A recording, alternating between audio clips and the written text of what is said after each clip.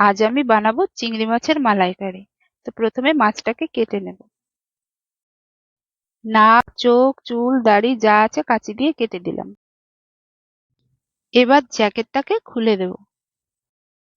অনেকে আছে মাথা থেকে হেলমেটটাও খুলে এখন ফেলে দেয়, কিন্তু আমি এখন ফেলবো না, খাবার সময় ফেলবো। পিঠের তারটাকেও এভাবে কেটে বাদ দিয়ে দেব।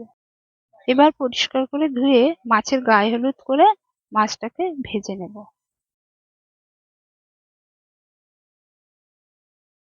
মাছ ভাজার তেলেই গোটা গরম মশলা, পেঁয়াজ বাটা, আদা রসুন বাটা যা যা কসমেটিক লাগে একবারে দিয়ে একটা মশলার মিশ্রণ তৈরি করে নেব।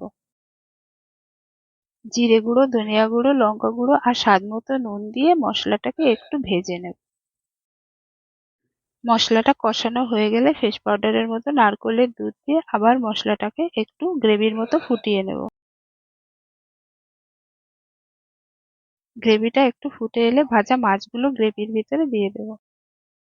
তারপর গ্যাসের ফ্লেমটা একটু লো করে দিয়ে গ্রেভিটা একটু ফুটিয়ে নিলাম। তারপর স্বাদ মতো চিনি আর ঘি, গরম মশলা দিয়ে দিলাম। তারপর আর কি, ব্যাস হয়ে গেল আমার চিংড়ি মাছের মালাইকারি।